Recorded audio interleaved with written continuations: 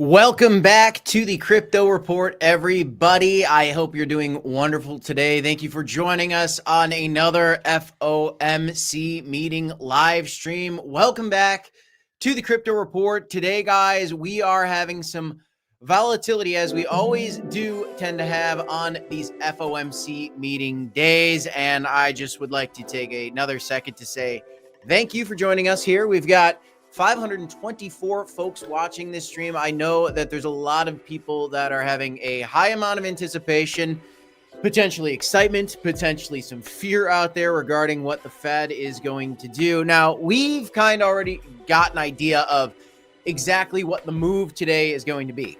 Fed is cutting rates today. I'm going to lay out, why that is right now the big belief here in this market. The odds are saying that it's going to happen. They're going to cut some rates.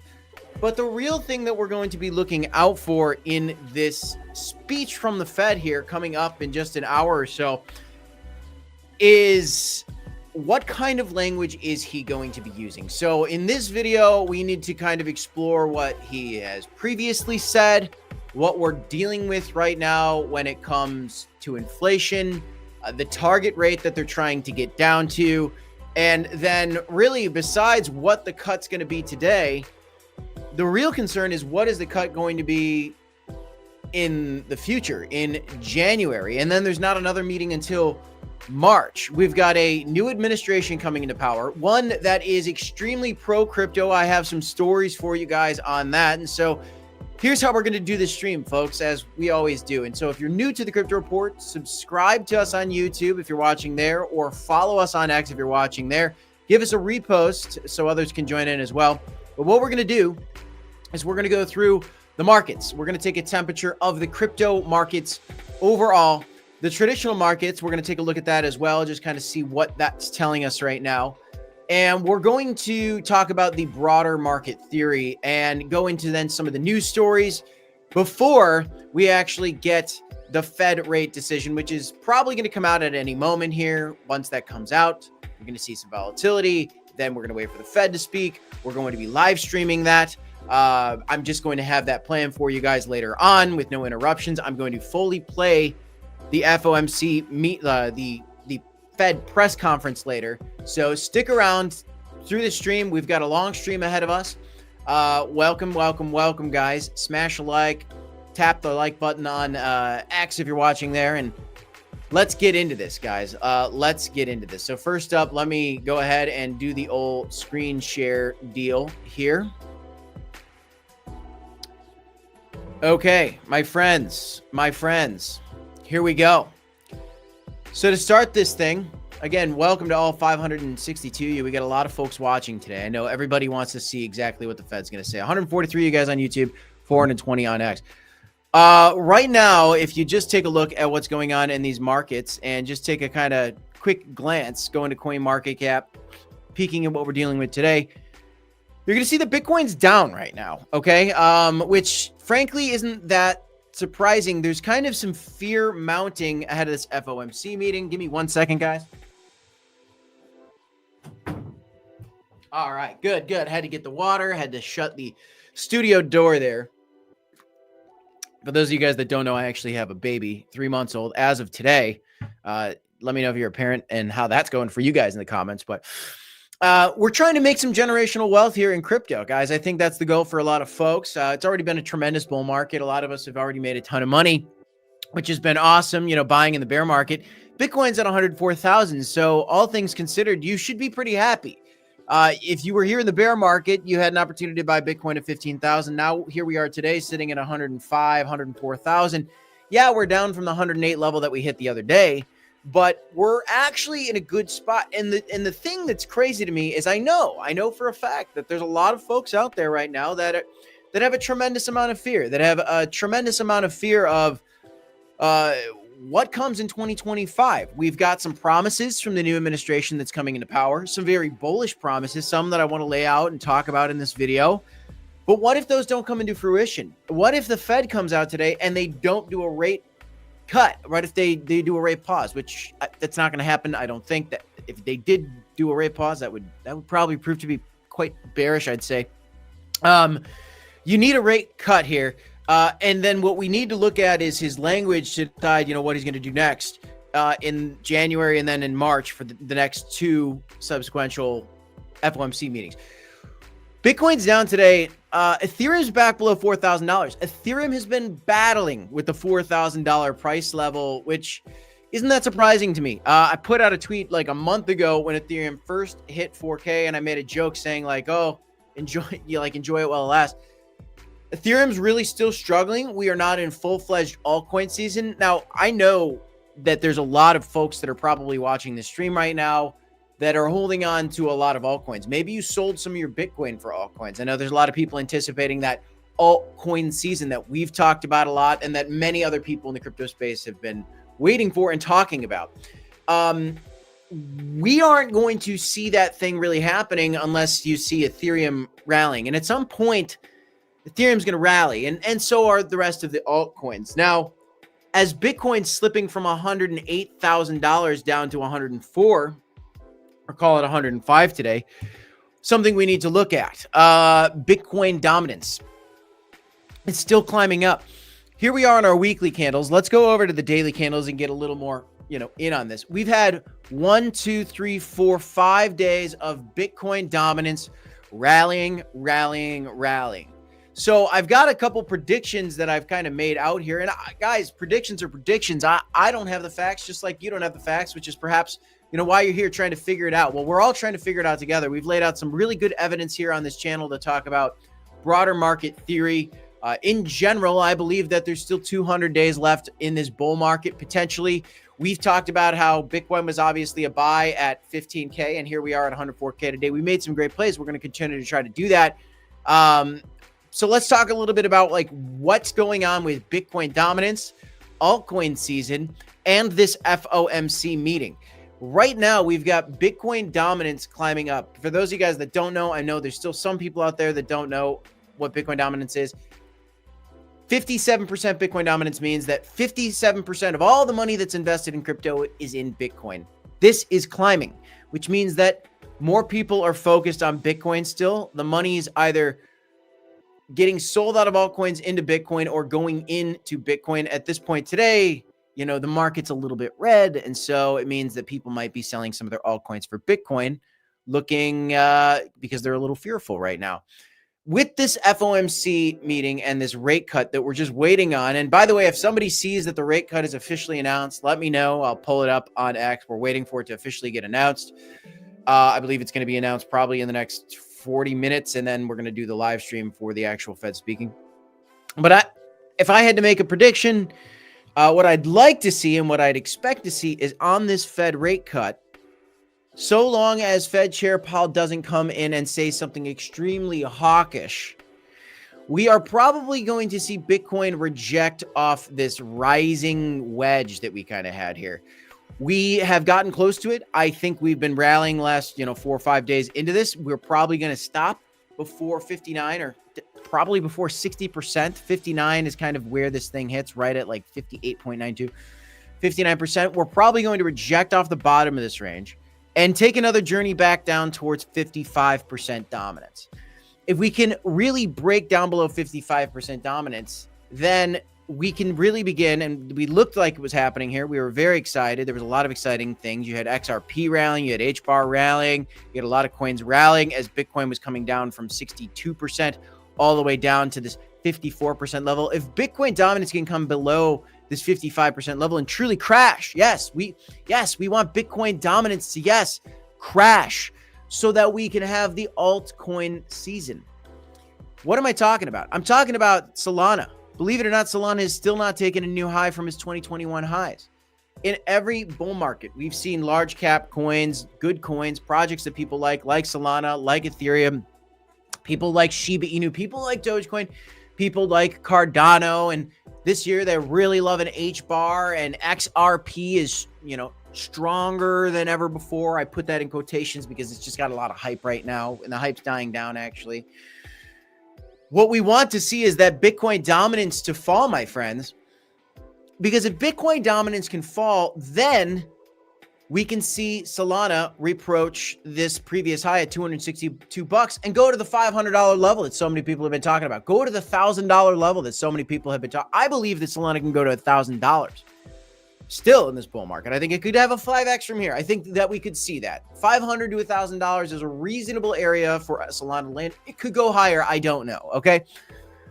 But I believe that we still have this mega altcoin season. Why? Because if you're out there and you're sitting there and you're thinking that this is the total market cap of cryptocurrency, let's just get rid of all these lines. Okay. Here's the history of crypto. Okay. This chart goes back all the way to 2013, 2014. So let's go from the 2015 lows, okay, to the 2018 highs. It's about 1,000. It's actually I'm a little over here. It's about 1,070 days from the 2015 lows to the 2018 highs. If you then go from the 2018 lows to the 2021 highs, you're looking at about 1,000 days from the bottom to the top.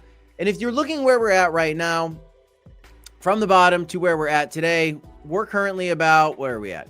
We're about, 763 days into it. If we're going to go the full 1,000 days, and we just saw it, this was 1,000 days. This from here to here was 1,000 days. From here to here was 1,000 days. From here to here would be 1,000 days. 1,000 days brings us out to really August, September, or possibly even October of 2025. That's when I think that the bull market, quote unquote, ends. Okay. Now, there's some people out there that are thinking, oh, it's over, it's over, it's over. Now, look, I am not going to deny the possibility that we could see a epic market crash and we could see a bullish retest off the previous 2021 total market cap high.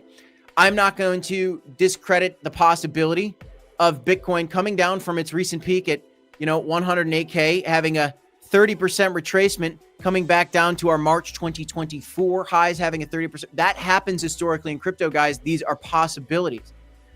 But if you think that we are just going to stop right here and that's the end of the bull market, well, we've got some news to talk about to say, are you out of your mind?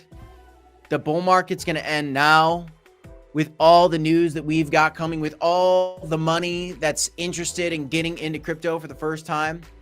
We've made a lot of great calls lately. I've said that, Dogecoin could possibly come back down to 30 cents. It's on its way. Why? Because if, again, back to the Bitcoin dominance conversation, you look, and Dogecoin's just an example. It doesn't matter if we're talking about Dogecoin, Solana, or Cardano, or Crow. It doesn't matter, guys. I don't care if you don't like Doge. I don't care if you love it. I don't care if you love Crow or hate Crow or Solana or hate it. That's not the point. The point you need to be focused on is the larger market theory, what this Fed rate cut and this Fed decision is going to do to the market today, and what we can expect for the remainder of this bull market. As Dogecoin, just as an example, was breaking out versus Bitcoin recently, I told my viewers on this channel that I wouldn't expect to just see it blast right up and explode into new highs versus Bitcoin. I said, if you look at what happened in 2021, boom, it broke up, it came back down, and it struggled for a couple months, and it had a bullish retest off the top of this trend line, and then it continued to the upside. And I've been saying that I expect that to happen here as well. That would make sense just based on what we've seen for Dogecoin in the past. Something that could correspond with that could potentially be the total market cap doing something like that. You have to be ready for that. Is there a world where we could just keep going up? Yes, there's a world where we could just kind of keep going up, have some retracements along the way, but maybe we keep going up now. Fine. Maybe the Fed is extremely dovish today.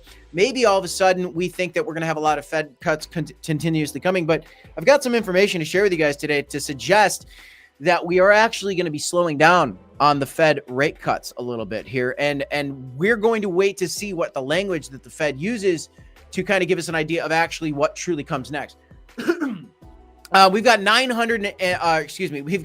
697 of you guys watching, 245 of you guys are watching on YouTube right now, 452 of you guys are watching on X. If you enjoy the content, smash the like button, subscribe to the channel for more content We're breaking records actually right now. This is so far our biggest stream we've ever had. So we're growing here.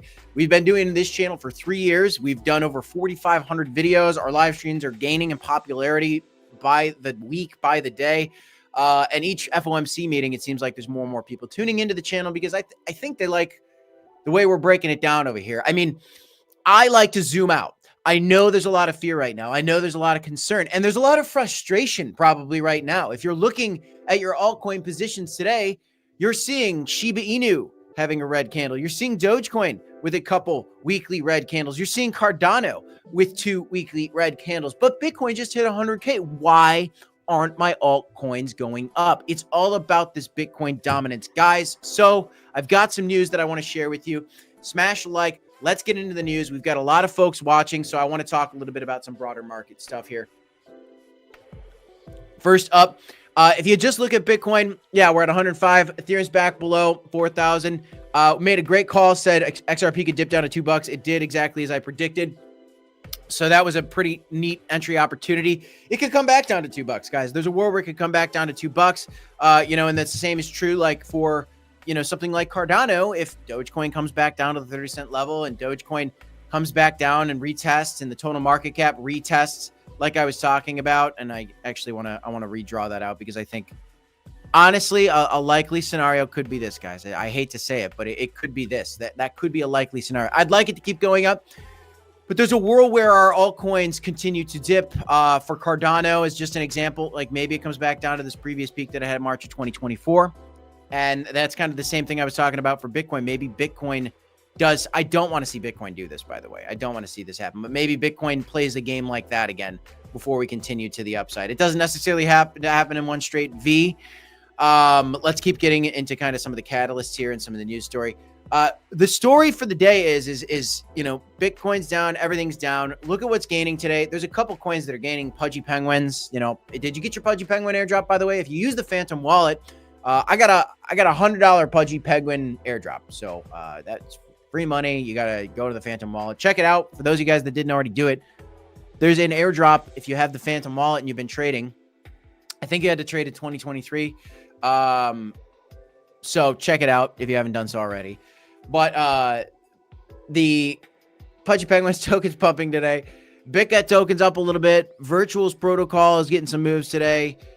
We've got this EGEM play. We've got HBAR doing pretty well. A lot of people are excited about HBAR. It's an ISO 20022 coin, just like Cardano, just like XRP, XLM.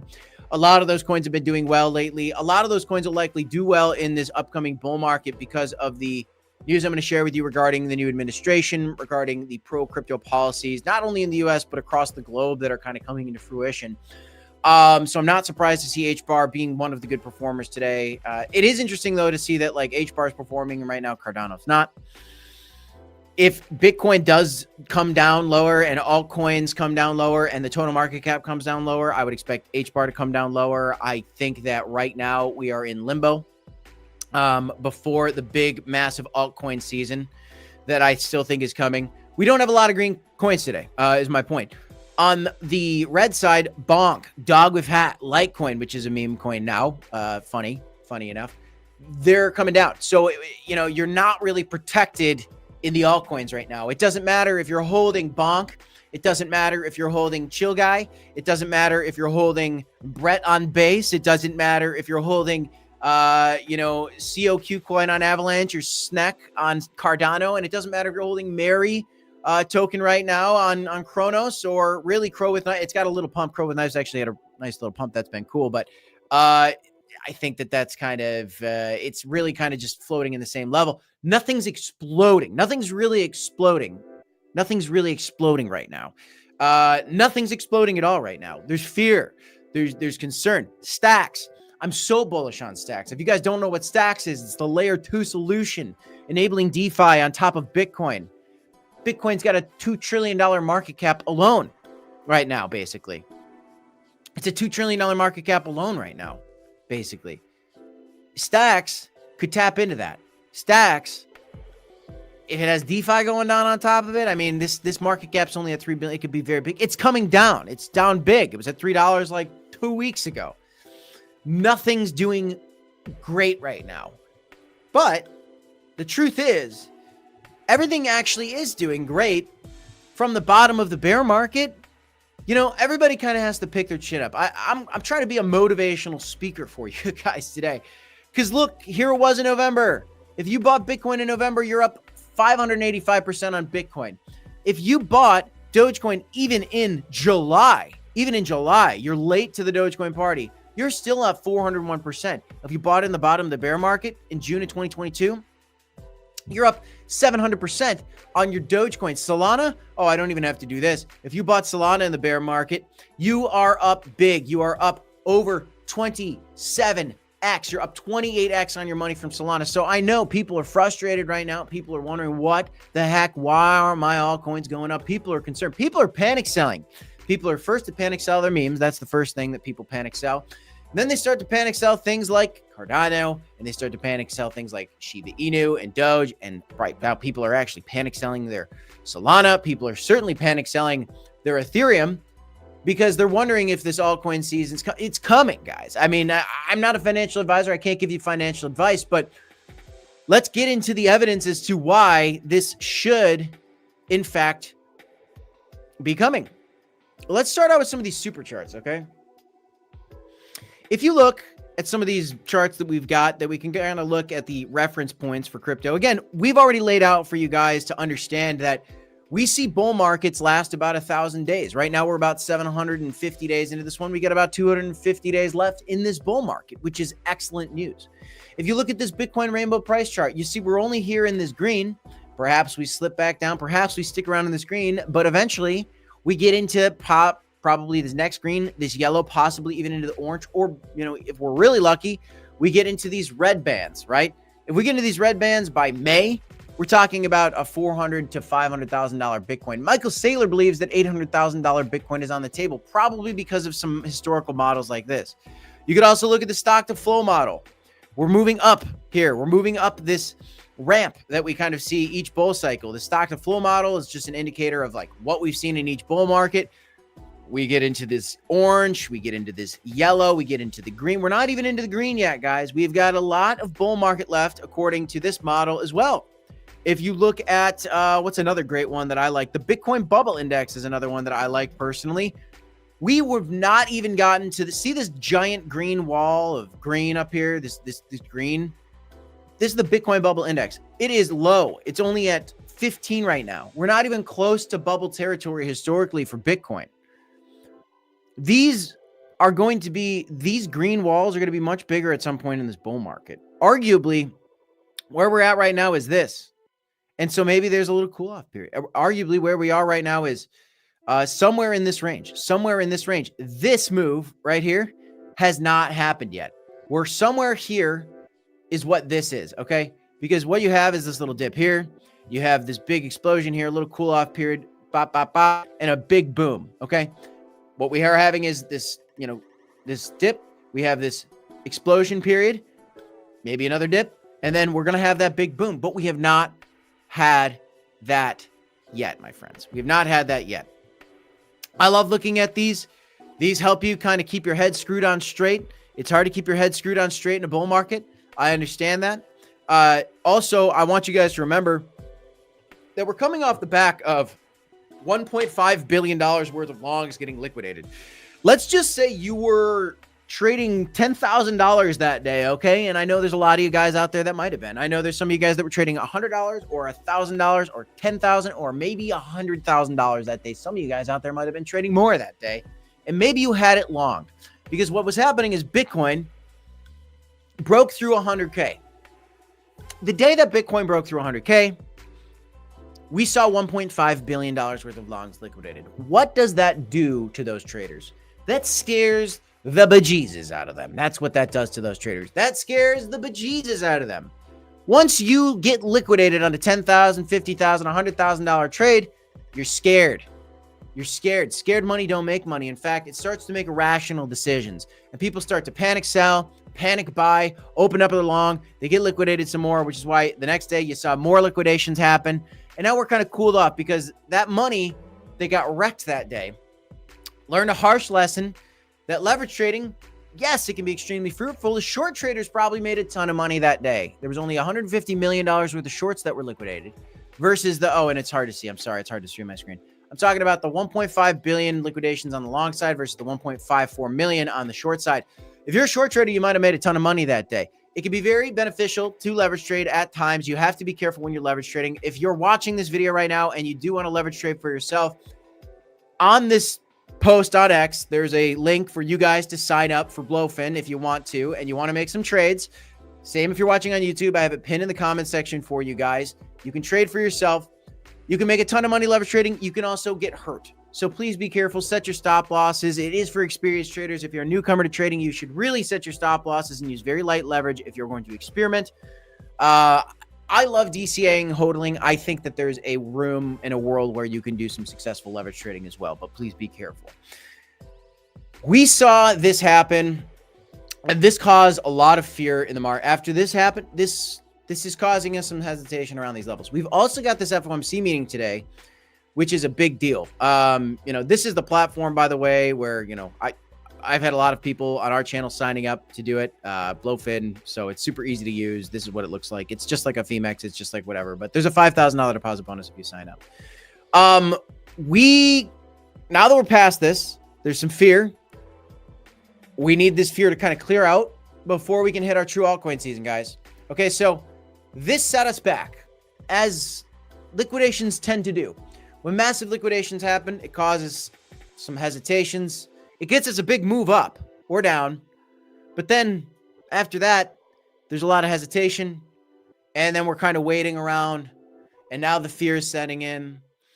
I like to buy the fear. I like to buy the dips. I think we could have some more dips coming. Like I said, maybe we continue to the upside. We got to see what the Fed says today. So what is the Fed expected to say? Well, U.S. stocks are actually rising right now as the Fed is getting closer to the decision.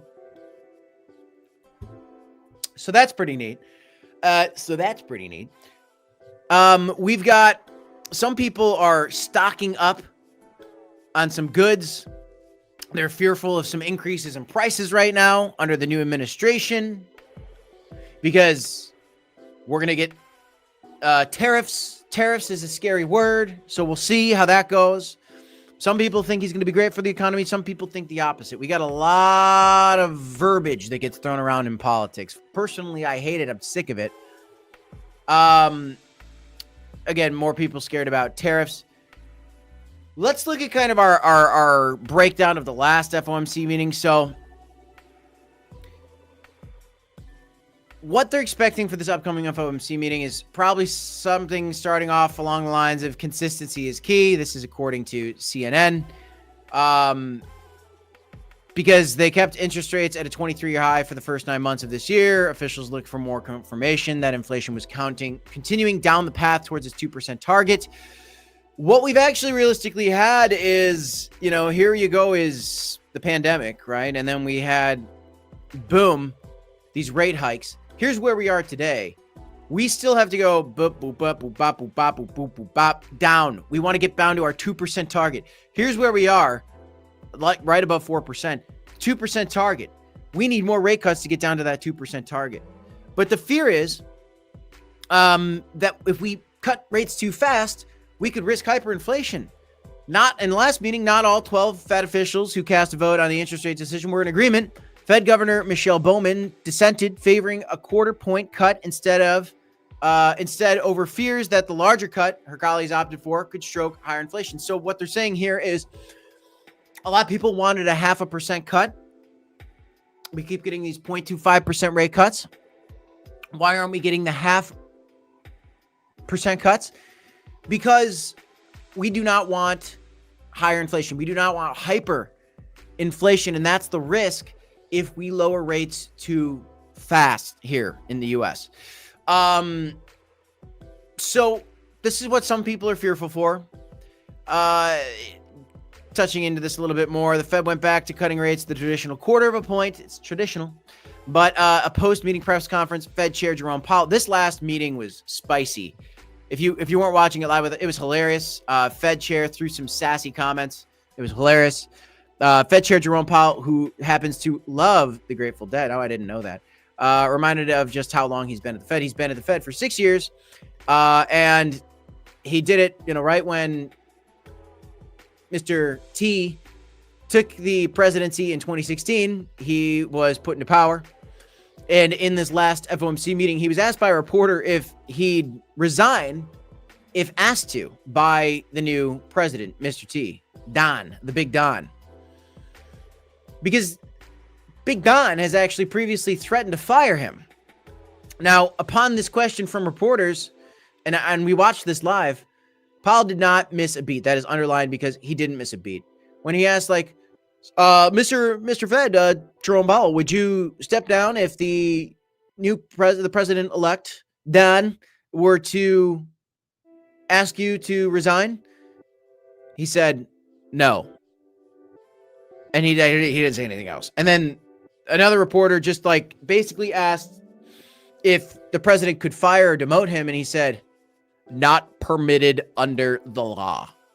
And he said it like that. And it was a very strange attitude. Well, I mean, I guess it's not that strange, right? Mr. Powell, what about you getting canned? I don't want to get canned, like, of course he doesn't want to get canned. So, but it was hilarious. It was funny. The truth is the Federal Reserve is not really controlled by the U.S. government. It's actually not a government agency. It's its own business, which is kind of weird. That's why we like Bitcoin, folks. Because the Fed, money printer, that's what the Fed does. These things, these monetary policies that we have, these kind of got us into our problems in the first place. Oh, there's a conflict going on over there. Oh, there's fires in Hawaii. Oh, here's $10. So here's billions of dollars to the people overseas. And here's $10 for the people in Hawaii. I'm exaggerating, but I'm really not. The Fed is kind of a messed up entity when you think about it. But the Fed policies, they do determine what comes next for these markets. The Fed policies do determine, if we're going to get a rate cut that is positive for risk on assets. If we're going to get a rate pause, that's a little bit mysterious. Maybe it actually would be slightly bearish at this point because we want continued momentum. If we're going to get a rate hike, that would be a problem. Why is that going to be a problem? Because again, when you start looking at this chart right here, we're up here. We need to get down here. We're up here. We need to get down here. But we can't do it in a one fell swoop, or else we're going to have some hyper problems. And you know what? Look at this. How about this? See this cut? This is what got us into the problem in the first place. Because when this pandemic thing started, it ruined our Fed policy. It ruined our Fed policy completely. And this is what caused hyperinflation. And then we had to start raising rates. Maybe we didn't raise rates fast enough. I don't know. I'm not the guy to make these decisions. I'm the guy to speculate on how they're going to play out and what they're going to do to our crypto and what they're going to do to our stocks. Wall Street is right now betting that the Fed will deliver a final 2024 rate cut and get more cautious about 2025. If they get more cautious about 2025, I worry about a temporary dip. The kind of dip that I was just talking about for you guys, where maybe you see Bitcoin do something like this. Maybe you see Cardano do something like this. Maybe you see Dogecoin do the thing that I was talking about and do this. I'm not that worried if it actually has to happen because, again, bullish retest, that'd be fine. That'd be fine. Even for Bitcoin, this could be a bullish retest off our March 2024 highs that we saw after this Bitcoin ETF hype rally. I want to remind you guys too, it was really funny because in October of 2023, see this move right here? This whole move right here? This candle came when there was a fake news story that the BlackRock Bitcoin ETF was approved. It wasn't. In fact, it wasn't even approved until these green candles right here. So this whole rally was a rally on fake news. Regardless, that's what we see in crypto. We see, us coming out of bull markets aggressively. But there's a world where, okay, if we're getting hawkish from the Fed, maybe Bitcoin has the dip before we get another, rate cut, and then we get more rate cuts going into 2025. Hopefully, so long as the new administration does it right and we don't get into more, global crises issues where we're dealing with more shenanigans with the Fed and the policies. Okay. I don't need this to happen. I don't want this to happen. Could it happen? It could happen. So just be aware, be conscious of it. Okay. We're going to get to this. This is coming, guys. We're waiting. It's 2:30 p.m. Eastern time is when the briefing actually goes live.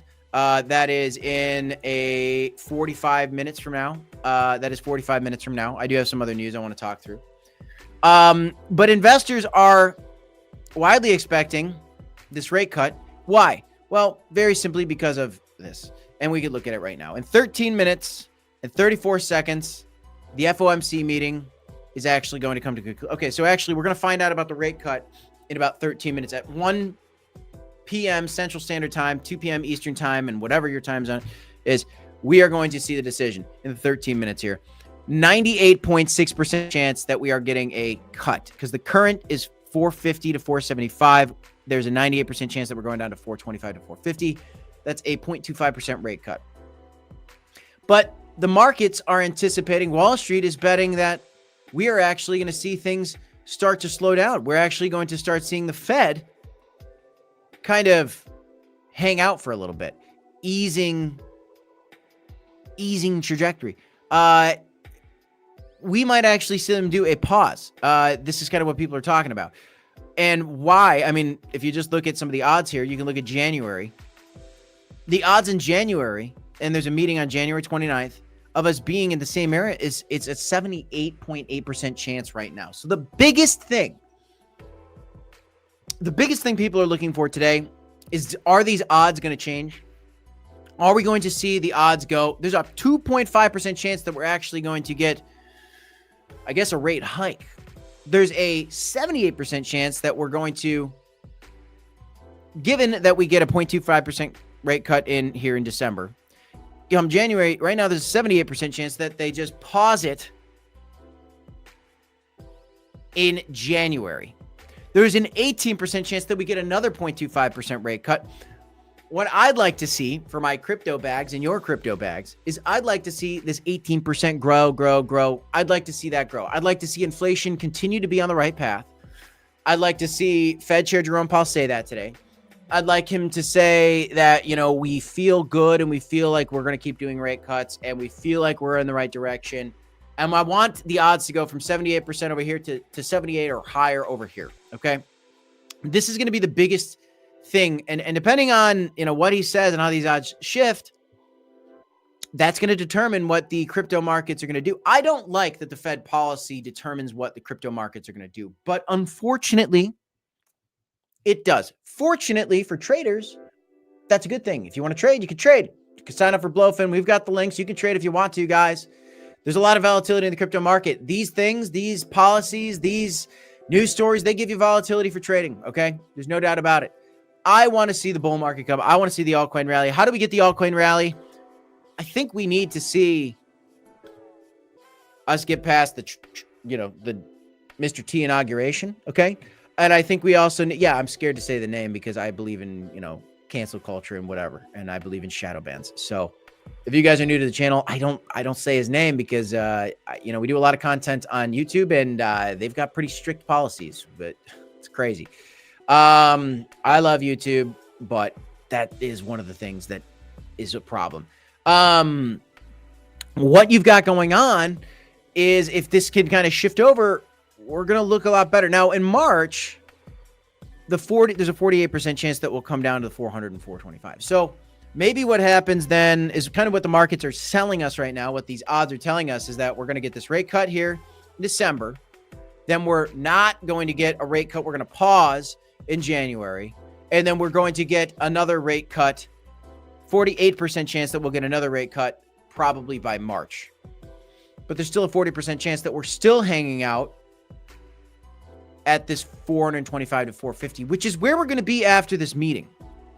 Okay. So it's a very interesting time. I've missed, if there's been any questions, by the way, in the chat, I've missed them. Throw the questions at me in the chat. I've been in on the news. I've been really talking through some of these things.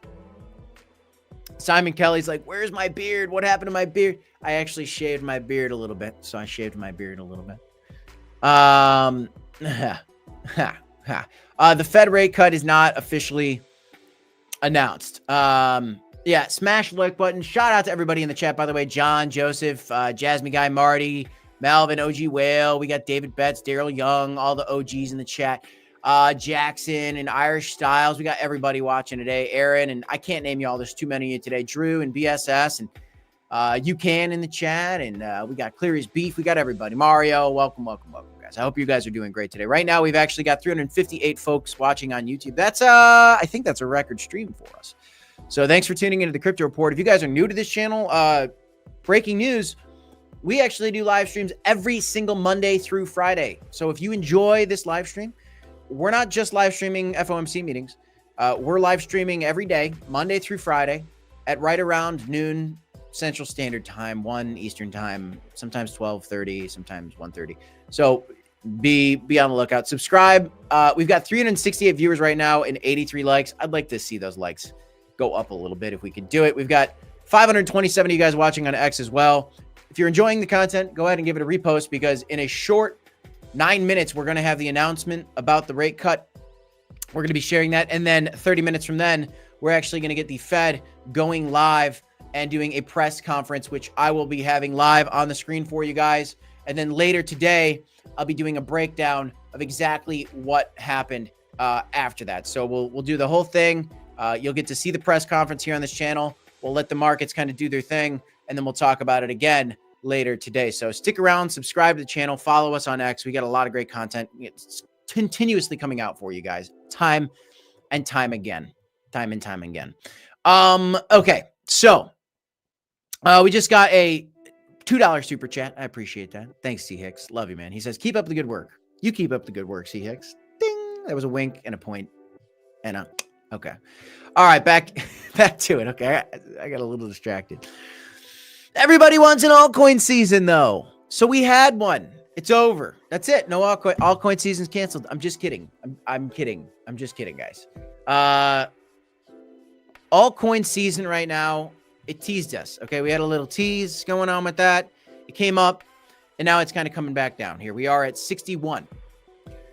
We could come lower, guys. Unfortunately, the reality of the fact is this. This was in January 2024. Altcoin season, we had a mini altcoin season. We came up and we came back down. We could come back down to these levels. And if Bitcoin plays the game and it does have a big crash, well, Bitcoin crashes are Bitcoin season, believe it or not. Because when the total crypto market crashes, what you really have going on is you have liquidity going into Bitcoin and kind of coming out of altcoins and going into Bitcoin. So a lot of altcoins are hurting right now. Whatever. You shouldn't be that surprised. This is just how these markets go. We're going to have another time. And if you look here, altcoin season from February 2021 all the way till like June of 2021. That's February, March, April, May, June. It's almost 5 months of altcoin season. It's pretty darn good, guys. Let's call it like 3 months of rip-roaring fun altcoin season. We're going to get that at some point. We had like a week of altcoin season here in December. This is an altcoin season, okay? This is a cool, this is brand new. I kind of found this is great. This is where you find the Bitcoin rainbow chart and all that. It's a super great place. Blockchaincenter.net. Really cool metric they have. So we could come back down. What we could see also is this like halfway down and then go back up. But there's a war where we kind of come back down and altcoins get hurt for a little while. And then we kind of have, so we still have time for accumulations. If we do get dips, we've got more opportunities, guys. We've got more opportunities. I still believe in altcoin season. Things have never been historically more bullish for crypto overall. Now here, let's talk about our just general bullish catalyst. And now we've got 5 minutes until the Fed rate decision comes out. I'm going to actually go ahead and do something very quick. So let's go ahead and pull up X. And I'll go over to, I'm sure that Watcher Guru will be one of the first to post about it. So we'll see. We don't have the updates yet, so we'll keep it on that. Bitcoin Reserve executive order out after Mr. T, Big Don, we call him Big Don. Everybody, I'm sorry, I've been a little bit too professional in this stream. I gotta tell you, actually, that's true. That's a true story. I gotta tell you. So, Big Don met with the CEO, big, great guy. Everybody loves him. Chris, they might call him the CEO, head honcho, you might say, at crypto.com. You know those crypto. We love those cryptos, don't we? We love them. We gotta love them. The Big Don met with CEO of crypto.com, Chris Marszalek, and this was a big deal. This was a very big deal, actually. I was talking about this on our channel. We were really excited when it happened. Do I have the story pulled up? So here you go. You've got the photo of Big Don. Very large hands. Meeting with Chris, the CEO of crypto.com. Fun fact is this is the first time I've ever seen the CEO of an exchange get a photo up with the Don Meister. Okay. This is the first time I've ever seen a CEO of an exchange get a photo with the new president. The craziest thing is actually now you've got Michael Saylor even coming out. You know Michael Saylor. He's coming out and he's saying, I'd advise the president-elect Donald on Bitcoin and crypto. Of course he would want to. He was advising the Microsoft board who just voted against buying Bitcoin. What a low IQ decision. Bad choice from Microsoft. Of course, but to think that Michael Saylor didn't get a meeting with this guy before the CEO of crypto.com. Crypto.com is in a good position. And one of the craziest things about this, just generally for crypto overall, not just for crypto.com. I like crypto.com a lot. I'm sure you guys know that by now. Bitcoin Reserve executive order out after Trump meets with crypto.com CEO Chris. The president-elect met with the industry leader, Chris, to prepare for an order for a Bitcoin reserve in a bid to strengthen U.S. financial landscape. So this article is saying that, Chris was talking about the strategy behind the Bitcoin reserve, which is very interesting. So after the meeting, Bitcoin Magazine posted a draft executive order made by the Bitcoin Policy Institute, which a policy framework lays out the creation of a strategic Bitcoin reserve. And this is after this meeting. And so what we potentially have is, it sounds like Chris might have been talking with the future president to come up with plans for how the strategic reserve is actually going to take place, which is incredible. That it's, of all people, it's the CEO of crypto.com. For the Crow fam out there, I'm a big member of the Crow fam. I like Cronos. I like the Crow fam. I like crypto.com. This was a huge story for the Cronos token, which is why Cronos had a nice pump this week and why it's holding pretty decently well in its price action right now. Little hands Chris coin. Little hands Chris coin. I gotta tell you. That's pretty good. But this is a big deal. So, we're getting closer and closer to the strategic reserve. Things are going in the right direction here. Let's see if we do have this update. Did we get the cut yet? Did we get the cut? Do we have breaking news yet? Does anybody have that? Do we have breaking news yet? Do we have the cut? Not yet. We're still waiting. But this is big. And in addition to, them talking about this Bitcoin policy, what we also had was something that was very interesting, kind of a sign. Crypto.com also dropped their SEC lawsuit. Why? Because we've got Gary Gensler stepping down. And so they're like, hey, Mr. T, Chris says, hey, Mr. President, I'm not gonna make you look bad. We want to get along. Let's go along to get along. We'll drop the lawsuit. Your new SEC is going to be friendly, it looks like. So we're good, right? And so Chris and his team got some confidence. Oh, the cut is in. All right, guys, breaking news. The Fed rate cut is in. We've got it. Here we go. Let's go over. Boom. I'm sure it's right here. Nope. Let's see if we got it here. Did we get it? Did we get it? Did we get it? Did we get it? I'm trying to find it. Got to find it. Let's see here.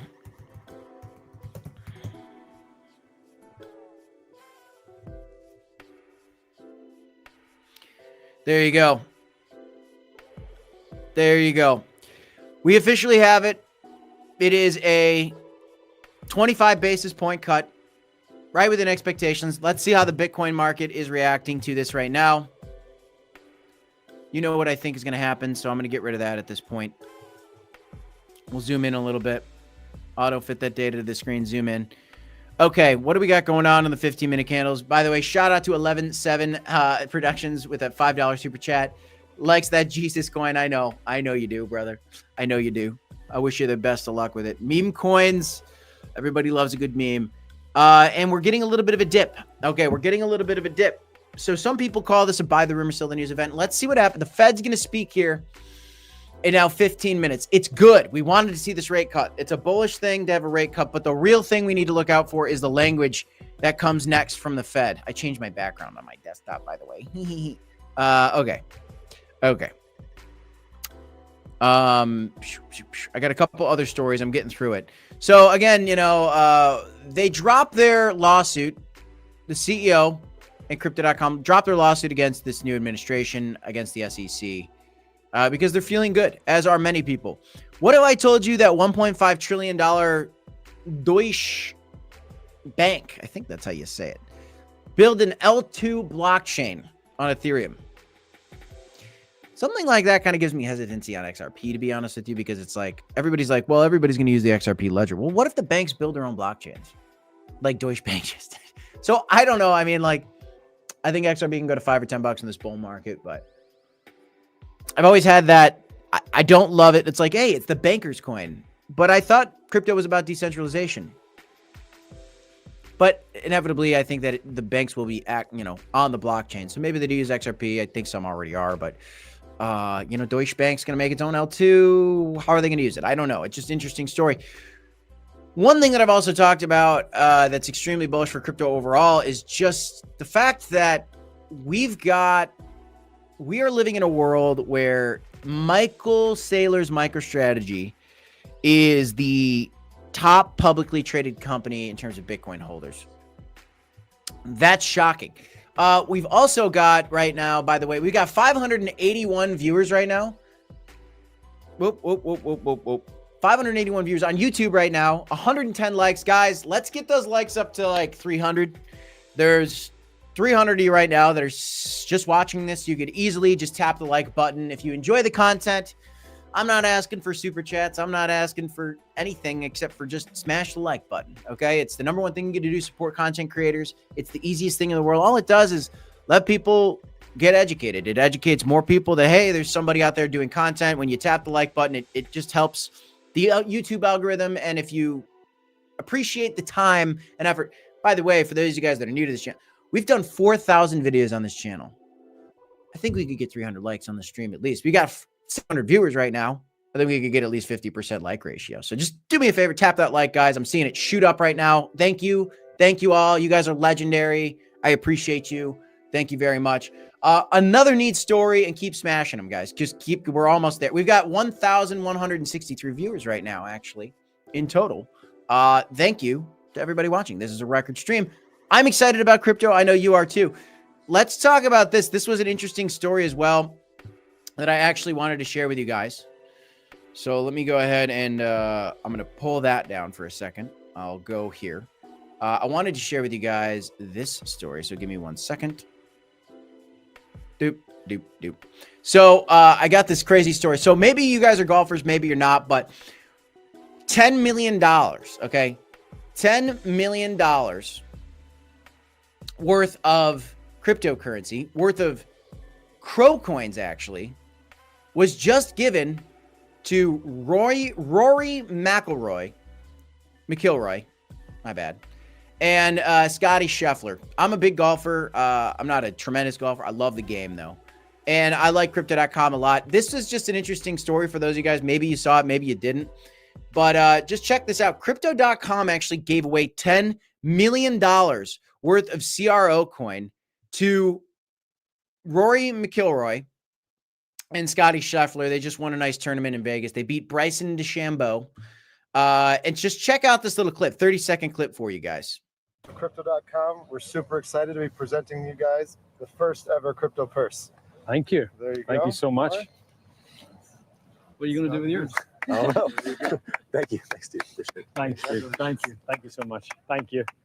$10 million in crypto. Scotty, where does that fit into the portfolio? You know, I don't know a whole lot about crypto, but this is good motivation to do some research. Maybe ask Steve a couple questions, figure out what's going on. Rory, You know, these guys are really wealthy. They're professional athletes. $10 million is, you know, it's a lot of money, right, for anybody. But for them, you know, they make millions when they win. They win a lot of tournaments. They're winners, and they have millions of dollars. And so this girl asked, you know, where does this fit into your portfolio? It's actually crazy. It's actually crazy. They don't even care. They're like, I don't know. I don't even know about crypto. Like, I got to learn about crypto still. Like, we'll see. I gotta figure it out. So they're trying to figure it out, and they don't know. I mean, what are they going to do with that? A lot of people didn't like that crypto.com did this because a lot of people think that like these guys are just probably going to like dump those tokens. Then it causes sell pressure on the token. In the grand scheme of things, $10 million is a lot of money, but when you're talking about a $4 billion market cap coin, it's not that big of a deal. I think it's good because it's a historic thing. Those are some of the biggest names in sports right now in golf, and golf is it's a big sport, whether you like it or not. It is a big sport. It's not as big as soccer. It's not as big as football, certainly, but it's a big sport, and it's just another avenue of marketing that this company is putting out there. So I enjoyed that story. I'm a big golfer though, so maybe I'm biased, but I'm curious kind of what your thoughts were out there in the audience as well. So let's go ahead and share the screen again. We'll go ahead and do. Let me share the entire screen. I'll go ahead and share the charts. So Bitcoin's coming lower. And we got this Fed rate cut coming up here very soon. Very, very soon. So here we go. Get ready, guys. All right, let me take a couple questions because here's how I'm going to do this. I'm going to put the video up and I'm going to stop doing my video. And so just be ready for that. Stick around, guys, because I'm going to broadcast the entire FOMC meeting. But I'm just going to have that playing. We're not going to have any music. We're not going to have any. I'm not going to do any live commentary because you shouldn't have live commentary when you're watching the FOMC meeting. What you should have is commentary before, commentary after. But you should listen to what the Fed says, actually, because that's going to be very important. So I'm going to be playing that for you guys in full. You're going to want to watch that, and you're going to want to watch the charts on your phone alongside it because it's very entertaining, okay? Bitcoin is coming down right now. Let's see what some of the questions are before we actually get into this live stream FOMC from the Fed.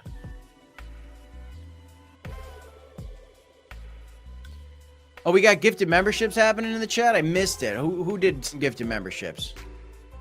Our record of gifted memberships on this channel is 70 gifted memberships in a stream. Right now, we got 564 viewers, 174 likes. I want to get up to 300 likes, guys. You got to get up to 300 likes. We had 600 viewers. We're floating around 500, 600 viewers.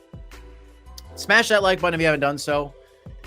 75% of you guys haven't hit the like button. So we got some work to do, folks.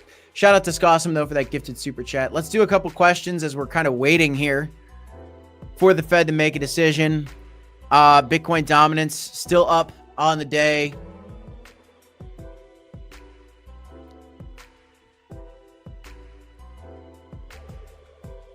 Everyone's asking about Mary. It's not the focus for the day, guys. It's not important in the grand scheme of things. What you really need to be worried about instead of your low cap memes is you really need to be worried about Bitcoin and the Fed.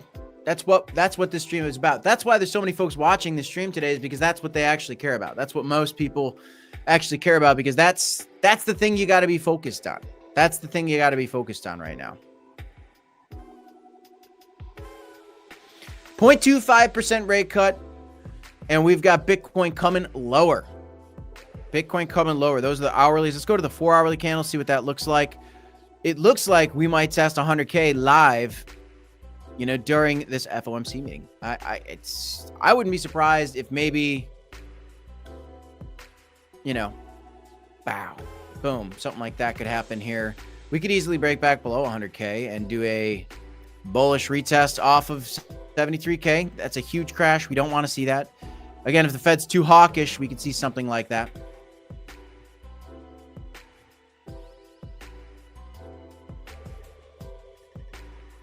$190 likes, 463 folks watching on YouTube, only 190 likes. We got to get those likes up, guys.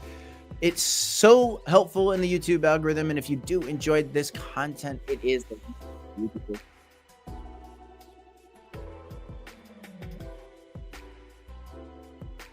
Greg McMurray says everything's dipping right now. It is. I mean, everybody's Bitcoin's dipping. So is everything else. Actually, let's go over to,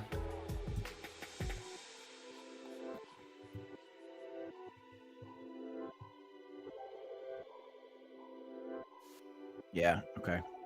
That's getting close. It's getting close. We're waiting on Fed Chair is going to go live in about 20 minutes. So we're going to keep an eye out on that.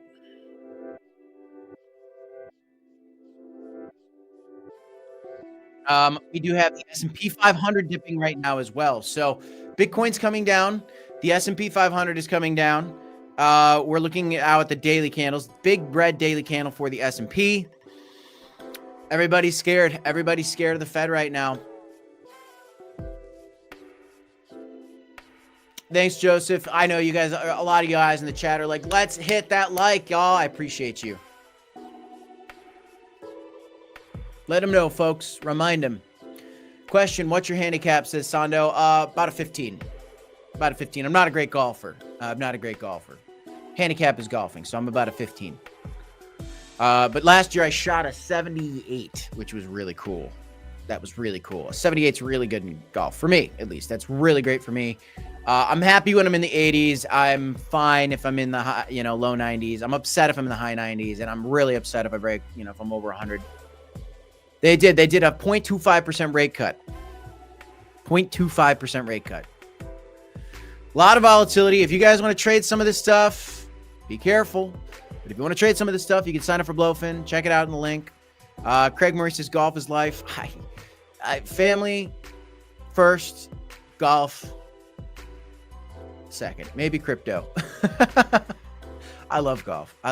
Golf is my when I play golf, I'm in my flow state. Nothing else matters when I'm golfing.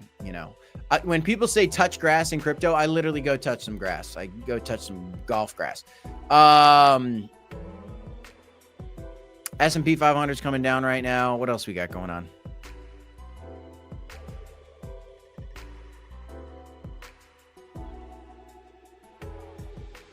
Oh, yeah, you got it. God first. Amen.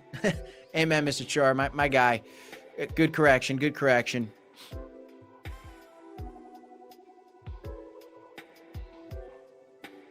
I like you, Mr. Chor. You did it right. You did it right. 210 likes, 447 viewers on YouTube. We are getting close, guys. If you're excited, if you're nervous, smash a like. Here we go. We're getting ready. All right, guys. I'm gonna buckle it up here. We're gonna get in the zone. Let's do this. Let's get to the meat and potatoes of this thing. We're going to share the screen. And we are going to go ahead and get you ready. Here we go.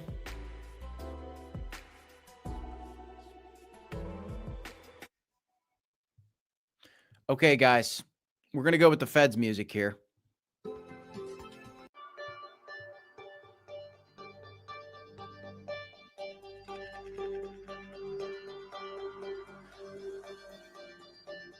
All right, y'all. You ready? In there. Can everybody hear the audio fine? Can everybody hear the music from the Fed right now? In the comments.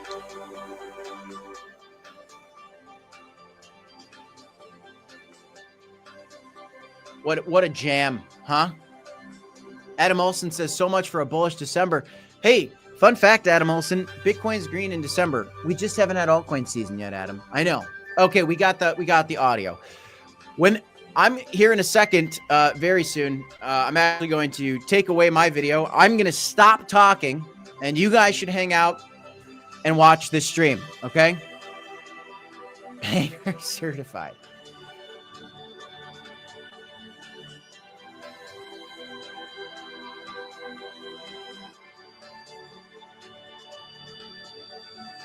Okay.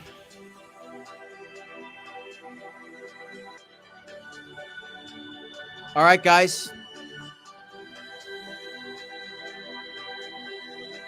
Here we go.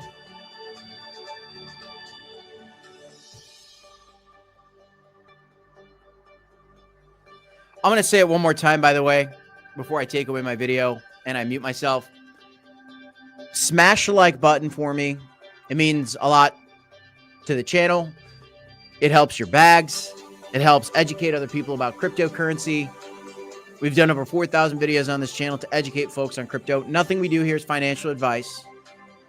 Get ready, because in 14 minutes, the Fed is about to speak, and these markets are going to move. Tap the like button. Tap the like button. Hang out, guys. We got a lot you're about to hear from the Fed.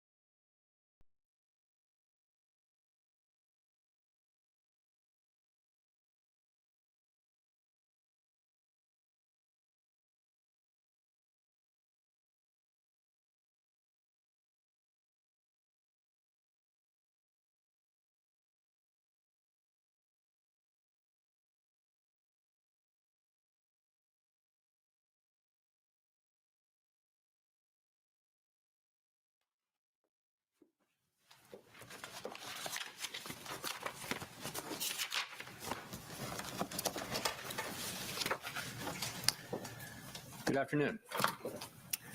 My colleagues and I remain squarely focused on achieving our dual mandate goals of maximum employment and stable prices for the benefit of the American people.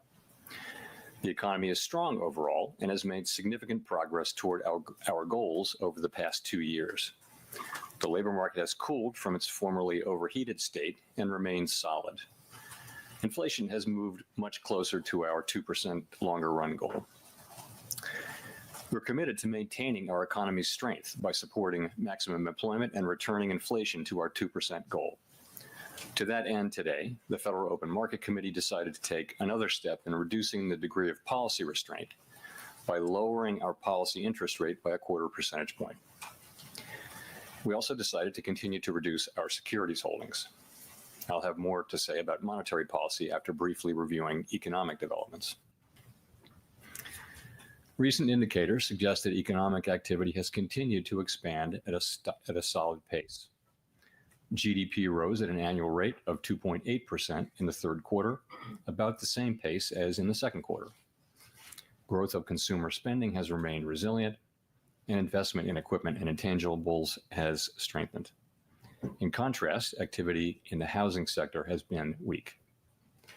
Overall, improving supply conditions have supported the strong performance of the U.S. economy over the past year. In our summary of economic projections, committee participants generally expect GDP growth to remain solid, with a median projection of about 2% over the next few years. In the labor market, conditions remain solid. Payroll job gains have slowed from earlier in the year, averaging 173,000 per month over the past 3 months. The unemployment rate is higher than it was a year ago, but at 4.2% in November, it has remained low.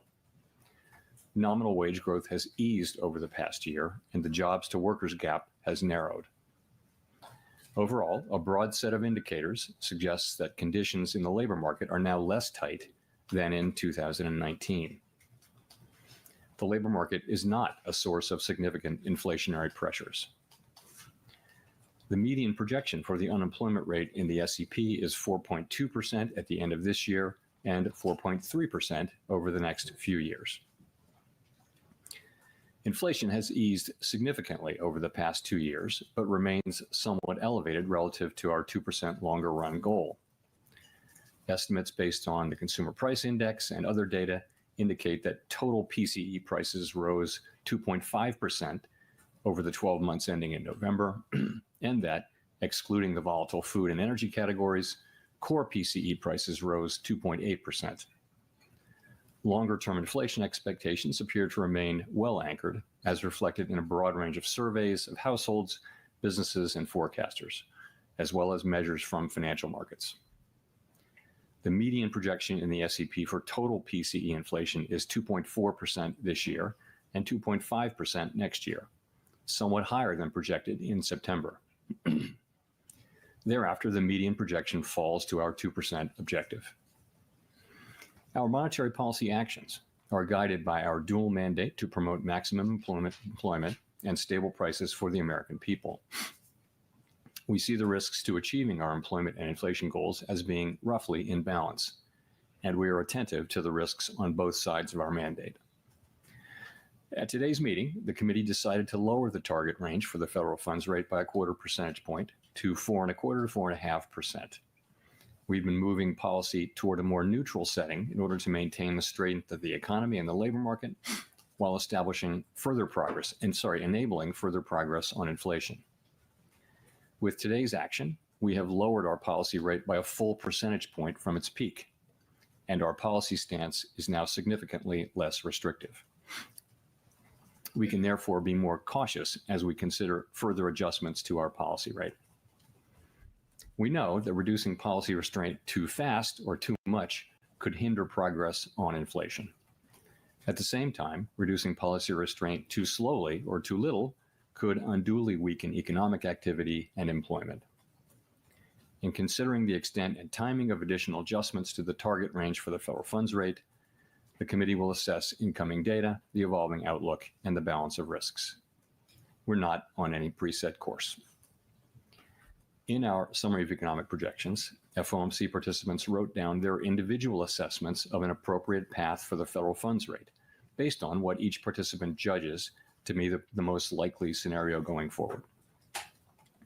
The median participant projects that the appropriate level of the federal funds rate will be 3.9% at the end of next year and 3.4% at the end of 2026. These median projections are somewhat higher than in September, consistent with the firmer inflation projection. These projections, however, are not a committee plan or decision. As the economy evolves, monetary policy will adjust in order to best promote our maximum employment and price stability goals. If the economy remains strong and inflation does not continue to move sustainably toward 2%, we can dial back policy restraint more slowly. If the labor market were to weaken unexpectedly, or inflation were to fall more quickly than anticipated, we can ease policy more quickly. Policy is well positioned to deal with the risks and uncertainties that we face in pursuing both sides of our dual mandate. On a technical note, we lowered the offering rate on our overnight reverse repo facility to align it with the bottom of the target range for the federal funds rate, its typical configuration. Technical adjustments of this kind have no bearing on the stance of monetary policy. The Fed has been assigned two goals for monetary policy: maximum employment and stable prices. We remain committed to supporting maximum employment, bringing inflation sustainably to our 2% goal, and keeping longer-term inflation expectations well anchored. Our success in delivering on these goals matters to all Americans. We understand that our actions affect communities, families, and businesses across the country. Everything we do is in service to our public mission. We at the Fed will do everything we can to achieve our maximum employment and price stability goals. Thank you, and I look forward to your questions. Gina Smilik with the New York Times. Thank you for taking our questions. I wonder if you could talk a little bit about why officials think it's appropriate to cut rates at all in 2025 if inflation is expected to remain firm throughout the year. And what would you expect at this point the timing might look like? Would a January cut potentially be possible, or does a pause next month seem more likely? Well, so let me start by saying why we cut today and then move to 2025. So I would say today was a closer call, but we decided it was the right call because we thought it was the best decision to foster achievement of both of our goals: maximum employment and price stability. We see the risks as two-sided: moving too slowly and needlessly undermine economic activity in the labor market, or move too quickly and needlessly undermine our progress on inflation. So we're trying to steer between those two risks. And on balance, we decided to go ahead with a further cut. And I'll give you some details on why. Downside risks to the labor market do appear to have diminished, but the labor market is now looser than pre-pandemic, and it's clearly still cooling further, so far in a gradual and orderly way. We don't think we need further cooling in the labor market to get inflation down to 2%. Job creation is now well below the level, or certainly below the level that would hold unemployment constant. The job finding rate is low and declining, and other measures such as surveys of workers and businesses, quits, things like that, broadly show a much cooler labor market than we had in 2019. It's still quite gradually cooling. So we keep an eye on that. Inflation, we see that story as still broadly on track, and I'll tell you why. We've made a great deal of progress. 12-month core inflation, as I mentioned, through November is estimated at 2.8%, down from a high of 5.6%. 12-month inflation has actually been moving sideways as we are lapping the very low readings of late last year. Housing services inflation actually is steadily coming down now, albeit at a slower pace than we might like, but it has now come down substantially, and it is making progress slower than hoped. And we've had recent high readings from non-market services and some bumpiness for goods. So I'll just say, so remember that we coupled this decision today with the extent and timing language in the post-meeting statement that signals that we are at or near a point at which it will be appropriate to slow the pace of further adjustments. You ask about 2025. I think that the slower pace of cuts for next year really reflects both the higher inflation readings we've had this year, and the expectation that inflation will be higher. You saw in the SEP that risks and uncertainty around inflation we see as higher.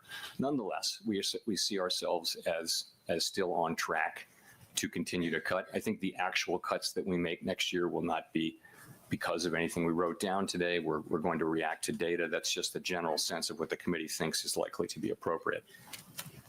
Sorry, just one quick follow-up. Why, I guess, would you make those cuts? Like, what would be the trigger to cut?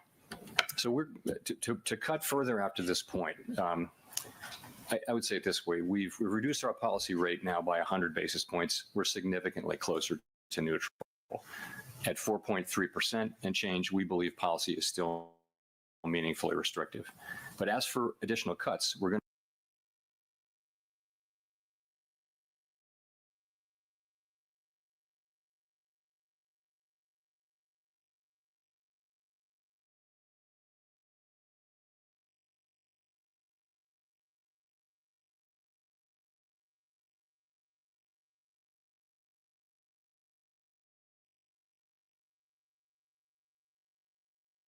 looking for further progress on inflation, as well as continued strength in the labor market. And as long as the economy and the labor market next year compared to 4 in September. Howard Schneider with Reuters, and thanks for the opportunity to ask a question. So this does seem towards the dynamic in 2016 during the last transition to a Trump administration, where the committee saw slightly tighter policy, in part in expected anticipation of the fiscal policy stance that was seen evolving over the year. Some of it was a data mark-to-market exercise, and some of it was anticipation of fiscal. What's the split on this one? How much of this was accounting for inflation data that was coming in, and how much of it is expecting that there will be inflationary fiscal policy next year? I'd say I'd point to 5 or 6 things, and let me start by saying that we think the economy is in a really good place, and we think policy is in a really good place. Let's remember that the economy is growing 2.5% this year, that inflation has come down by 50% from 5.6% to 2.6%. Headline inflation is 2.5% on a 12-month basis. We're actually in a really good starting place here. But since, so what's really driving the slower rate cut path? First thing is growth is stronger, right? The economy grew faster in the second half of 2024 so far than we had expected, and is expected to be above what our expectations in September next year as well. Unemployment is lower, and in the SEP you'll see that participants think that the downside risks are less and uncertainty is less. So that's more strength, right? Inflation is higher, as we talked about. Inflation's higher this year. It's also higher in the forecast next year. I'd also point out that we're closer to the neutral rate, which is another reason to be cautious about further moves. But then getting to your point, there's also there's uncertainty. Uncertainty around inflation, I pointed out, is actually higher. It's also in the case of some people, the way I would say it is this. Some people did take a very preliminary step and start to incorporate highly conditional estimates of economic effects of policies into their forecasts at this meeting, and said so in the meeting. Some people said they didn't do so, and some people didn't say whether they did or not. So we have people making a bunch of different approaches to that. But some did identify policy uncertainty as one of the reasons for their writing down more uncertainty around inflation. The point about uncertainty is it's kind of common sense thinking that when the path is uncertain, you go a little bit slower. It's not unlike driving on a foggy night or walking into a dark room full of furniture. You just slow down, and so that may have affected some of the people. But as I said, there's a range of approaches on the committee. If I could follow up on that, you mentioned the risk and uncertainty indexes toward the back of the document. The upside risk to inflation jumped quite substantially. The only thing really that's happened, you mentioned that the disinflationary story remains intact. yet the risk weighting has jumped to the upside.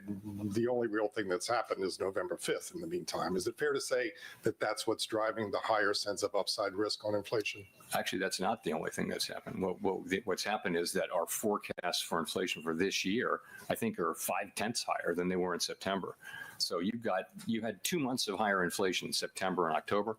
As I mentioned, November is back on track. But once again, we've had a year-end projection for inflation, and it's kind of fallen apart as we've approached the end of the year. So that is certainly a large factor in people's thinking. I can tell you that might be the single biggest factor is inflation has once again underperformed relative to expectations. It's still going to be between 2.5 and 3. It's way below where it was, but we really want to see progress on inflation to as I mentioned, as we think about further cuts, we're going to be looking for progress on inflation. We have been moving sideways on 12-month inflation as the 12-month window moves.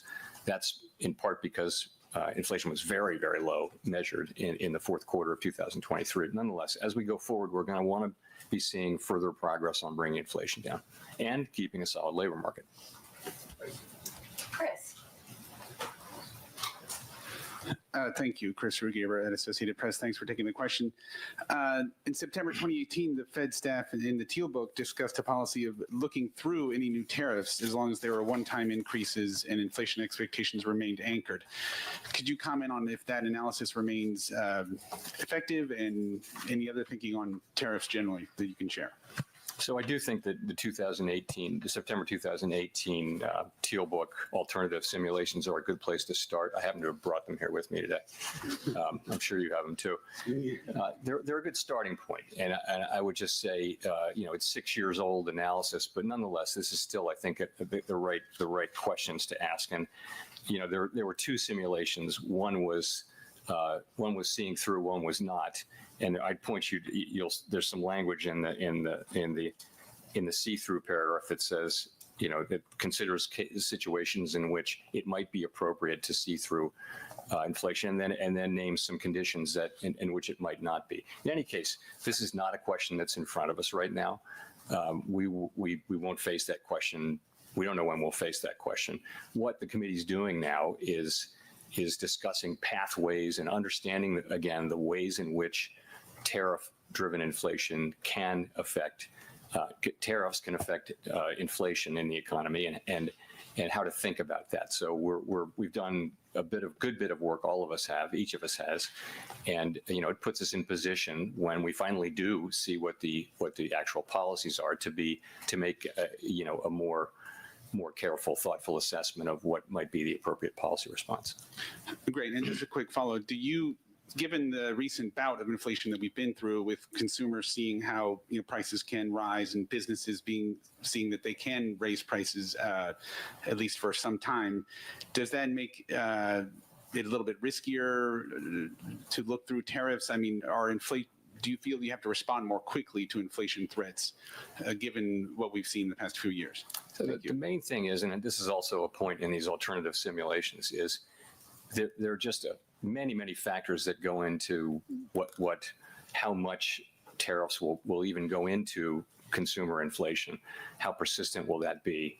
And so we just don't know really very much at all about the actual policies. So it's very premature to try to make any kind of conclusion. We don't know what will be tariffed from what countries, for how long, in what size. We don't know whether there'll be retaliatory tariffs. We don't know what the transmission of any of that will be into consumer prices. To your point as well, I wouldn't say that we know whether the last episode is or is not a good model for what happened. You pointed out we've just been through a period of high inflation. We've just gotten through that period. That's a difference. There was also quite a bit of diversion of trade away from China to other countries since that may have effects. I don't know. I just think we need to take our time, not rush, and make a very careful assessment, but only when we've actually seen what the policies are and how they're implemented. And we're just not at that stage. We're at the stage of doing what other forecasters are doing, which is kind of thinking about these questions, but not trying to get to definitive answers for some time.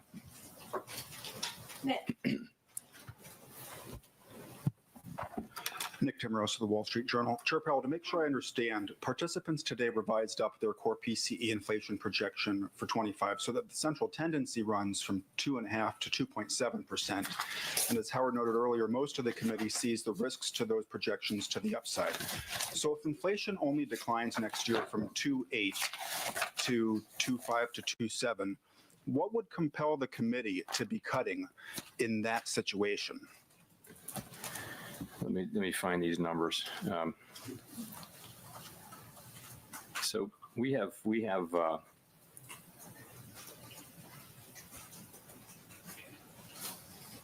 inflation coming down, core inflation coming down to 2.5 next year. That'd be significant progress. You see a slower path. I think that does take on board that we want to see real progress, but we'd be seeing meaningful progress to get inflation down to that level. That wouldn't be all the way to 2%, but it would be better than this year. This year will be 2.8 or 2.9. That would be meaningful. We also have to think about the labor market, and while we have the labor market forecast as being in good shape, we are also mindful that it is still out there very gradually cooling so far in an orderly, gradual way. But it's also something we need to keep our eye on.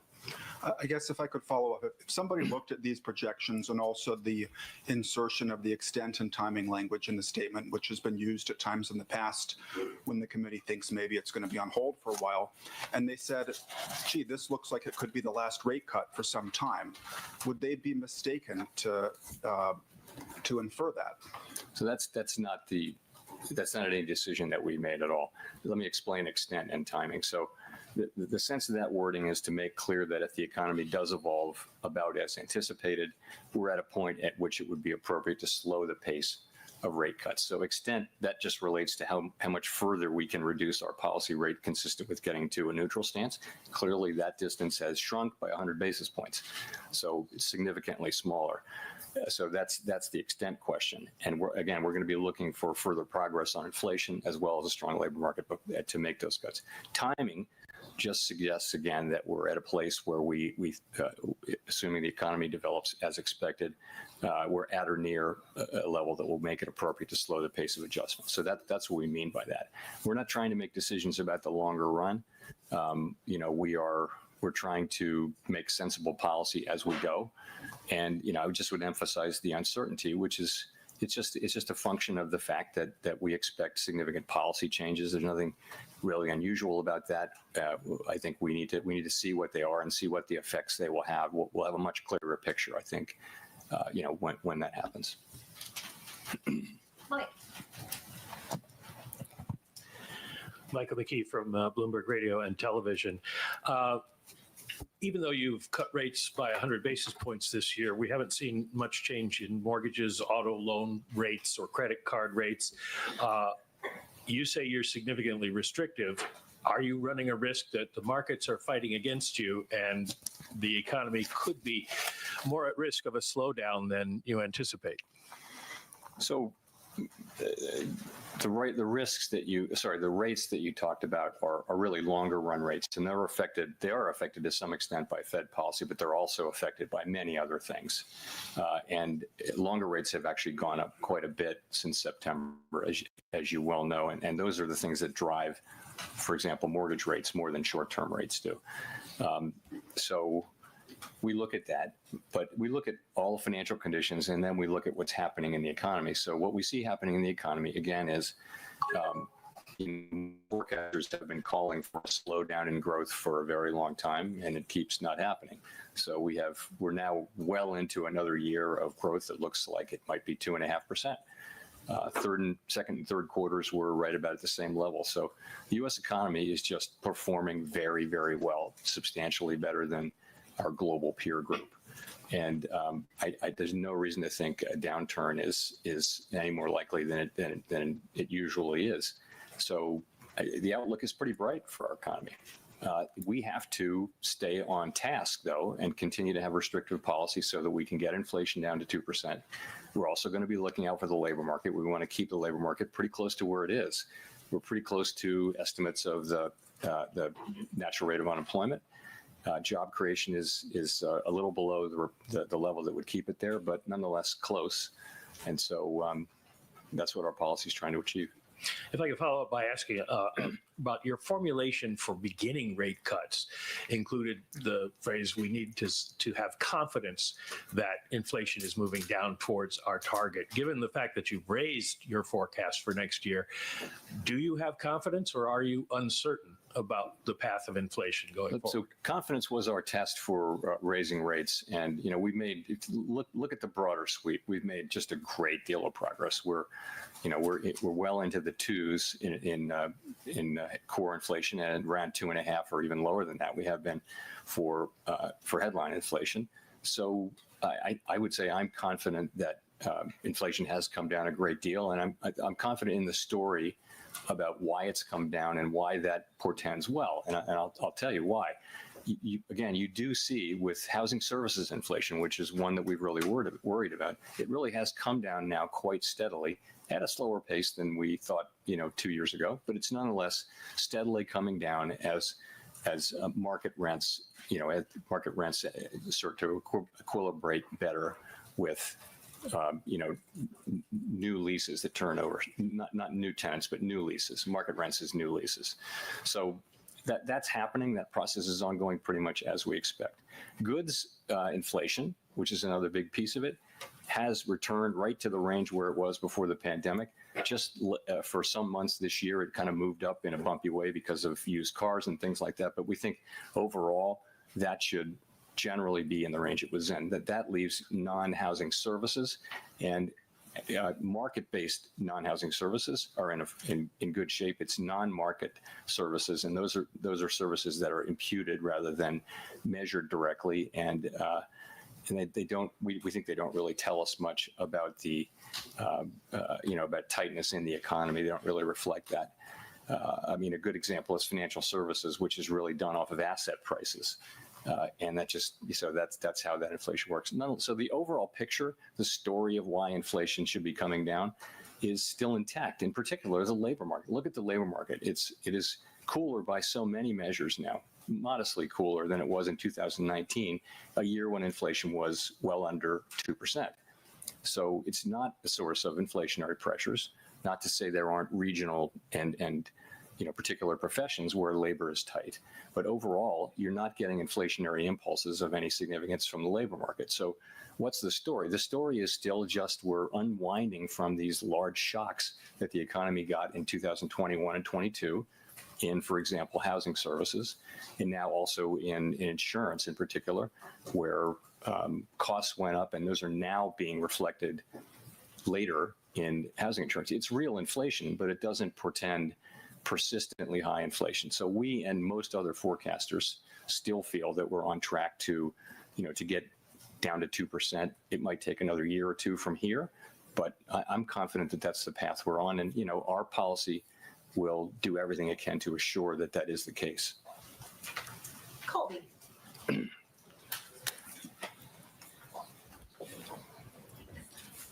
Thank you. Colby Smith with the Financial Times. So the unemployment rate as of November, while still very low, is within spitting distance of the level that generated a lot of concern about the labor market over the summer in the lead up to the 50 basis point cut in September. Hiring has also narrowed to just a handful of sectors. But now the committee appears comfortable skipping cuts at upcoming meetings. So what has changed about the committee's assessment of the risks confronting the labor market? Is there just less concern now on that front, or is it just about there being more upside risk to inflation that now needs to be accounted for? The unemployment rate is now the same as it was in July, 4.2%. It's moved up and down, but it's now the same as July.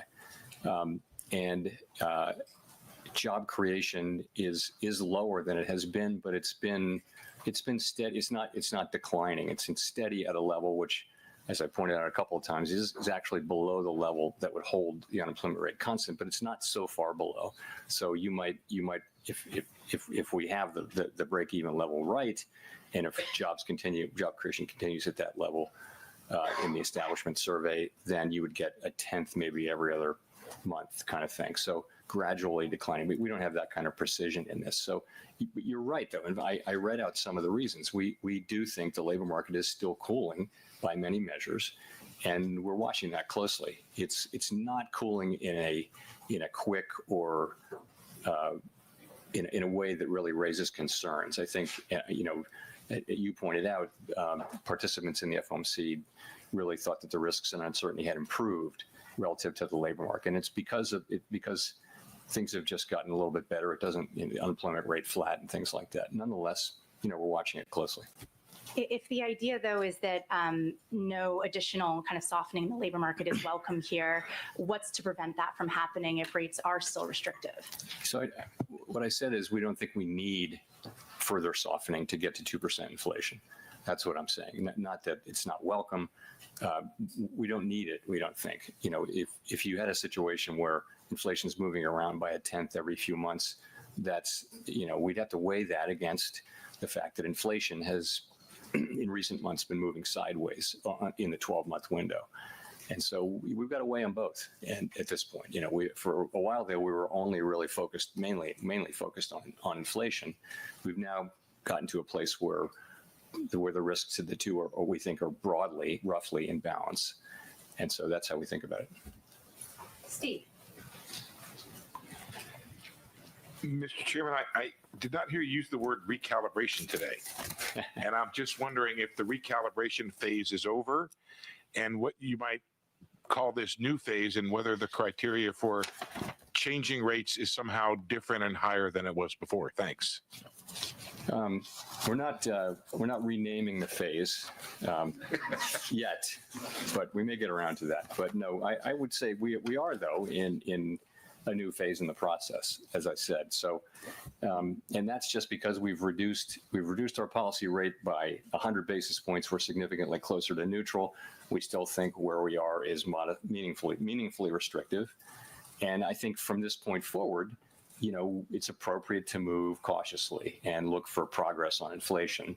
We've done a lot to support economic activity by cutting 100 basis points, and that's a good thing. I support the decision, and I think it was the right decision to make. I think from now, we are in a place where the risks really are in balance, and we need to see progress on inflation, and that's how we're thinking about it. So it is kind of a new thing. We moved pretty quickly to get to here, and I think going forward, obviously, we're going to be moving slower, which is consistent with the SEP. I wonder if I could follow up and ask you how much you or the committee are looking through some of the high numbers we've had in the recent inflation numbers. For example, cars being up maybe because of the hurricanes, eggs because of the avian flu, that kind of stuff, and then looking forward perhaps to housing inflation coming down as it did in the recent report. So we always try to be careful about not throwing out the numbers we don't like. It's just an occupational hazard is to look, those high months are wrong. What about the low months? We have a very low month potentially in November. It's estimated by many to be in the mid-teens for core PCE.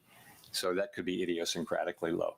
We try to look at not just a couple or 3 months. We shouldn't have our position shouldn't change based on 2 or 3 months of good or bad data. We have a long string now of inflation coming down gradually over time.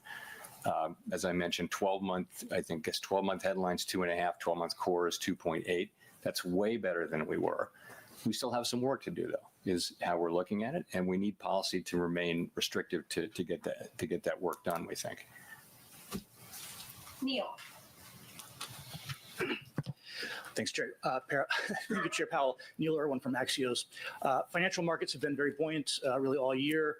Is the committee comfortable with where financial conditions are, or do you see a risk that looseness in financial conditions could undermine progress on your inflation target? So we do look carefully at financial conditions, of course, that's part of what we do, but we really look carefully at is the performance of our goal variables and how are we affecting the economy. So what we've seen over the course of, just take the last year, we've seen inflation, over the last couple of years, come down a lot. We've seen the labor market cool off quite a bit. That suggests that our policy is restrictive. We can also look more directly at the parts of the economy that are affected by that are interest sensitive, like particularly housing. Housing activity is very low, and that's partly significantly because of our policy. So we think our policy is working, it's transmitting, and it's having the effects on our goal variables that we would want. A lot of things move financial conditions around, as you know. and we don't really control those. But I'd say we see the effects we're hoping to see on the goal variables and the places where we'd expect to see it. So if I may, speaking of assets that have been buoyant, do you see any value or benefits in the U.S. government building a reserve of Bitcoin? So, we're not allowed to own Bitcoin. The Federal Reserve Act says what we can own, and we're not looking for a law change. That's the kind of thing for Congress to consider, but we are not looking for a law change at the Fed. Andrew. Hey, happy holidays, Mr. Chairman. Thanks for taking our questions. I was wondering if you are satisfied with the way 2024 is ending, if you're confident that we've avoided the recession that forecasters were predicting as inevitable a couple years ago. I think it's pretty clear we've avoided a recession. I think growth this year has been solid. It really has. PDFP, private domestic final purchases, which we think is the best indicator of private demand, is looking to come in around 3% this year. This is a really good number. Again, the U.S. economy has just been remarkable, and it's in these international meetings that I attend, this has been the story, is that how well the U.S. is doing. And if you look around the world, there's just a lot of slow growth and continuous struggle with inflation. I feel very good about where the economy is and the performance of the economy, and we want to keep that going. The other thing I just wanted to ask about was you guys have noted that the unemployment rate is still low. However, employment rates have fallen rather quickly. The prime age employment rate has fell by about half a percent rather recently. The question, I guess, is, do you think there's maybe more downside momentum in the labor market than the unemployment rate alone is signaling? I don't think so. No, I think overall, if you look at it, prime age participation is still very high.